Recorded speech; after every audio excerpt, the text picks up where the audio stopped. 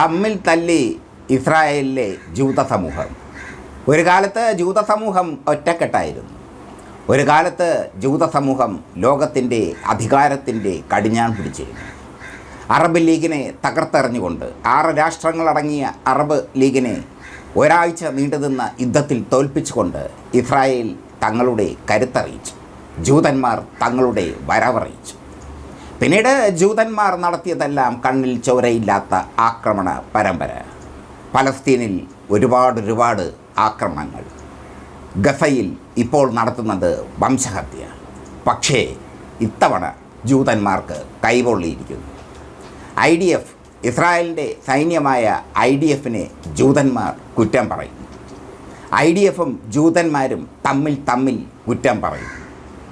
IDFനെ കൊണ്ട് ഹമാസിനെ നിലയ്ക്ക് നിർത്താൻ സാധിക്കില്ല എന്ന് ജൂത സമൂഹം ഒന്നടങ്കം പറയുന്നു. ബെഞ്ചമിൻ നെതന്യാഹുവിനെ അനുകൂലിക്കുന്ന ജൂത സമൂഹം ഒരു വശത്തും, ബെഞ്ചമിൻ നെതന്യാഹുവിൻ്റെ പരാജയത്തെ എതിർക്കുന്ന, പരാജയം സഹിക്കാൻ വയ്യാത്ത ജൂതന്മാർ മറുവശത്തുമുണ്ട്. ബെഞ്ചമിൻ നെതന്യാഹുവിൻ്റെ കൂടെയുള്ള ജൂതന്മാർ കുറവാണ്. ബെഞ്ചമിൻ നെതന്യാഹുവിന് വിരുദ്ധരായ ജൂതന്മാർ ഒരുപാട് പേരുണ്ട്. ഇരുവരും ജൂതന്മാർ തമ്മിൽ തല്ലുന്നു.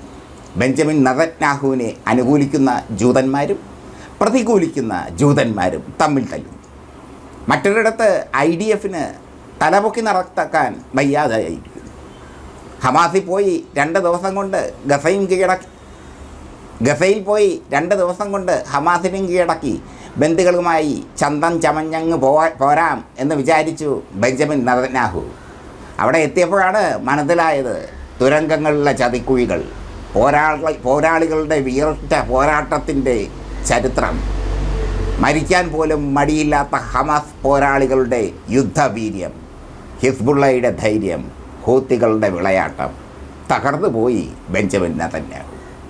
ബെഞ്ചമിൻ നെതന്യാഹു എടുത്ത തീരുമാനം വലിയ അബദ്ധമായി മാറി.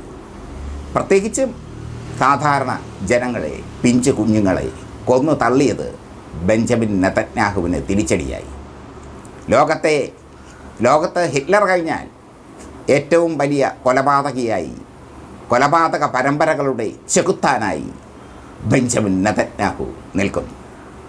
അയാളെ സപ്പോർട്ട് ചെയ്യുന്ന തീവ്ര വലതുപക്ഷ അണികളുണ്ട്, വലതുപക്ഷ ജൂതന്മാരുണ്ട്. അവരാണ് ഇപ്പോൾ ബെഞ്ചമിൻ നെതന്യാഹുവിനെ പിന്തുണയ്ക്കുന്നത്. എന്നാൽ എതിരാളികൾ, യുദ്ധം തോറ്റതിൽ പ്രതിഷേധിക്കുന്ന ജൂതന്മാർ ബെഞ്ചമിൻ്റെ കസേര തല്ലിയൊടിച്ച് അയാളെ പുറത്തറിയാനായി കാത്തിരിക്കുന്നു. IDF എന്ത് ചെയ്തു എന്ന ചോദ്യവും ബാക്കി.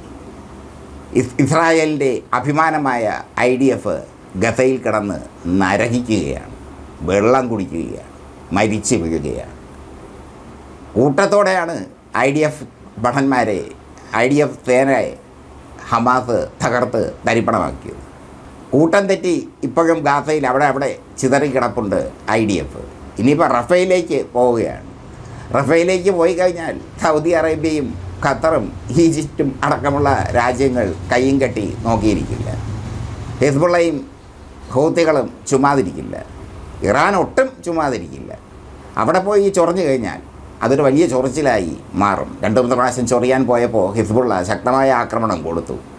അപ്പോൾ വീണ്ടും റഫ അതിർത്തി ആക്രമിച്ച് അവിടെ ഹമാസ് പോരാളികളുണ്ടെന്ന് വരുത്തി തീർക്കാൻ ബെഞ്ചമിൻ നെതന്യാഹു ശ്രമിക്കുന്നു.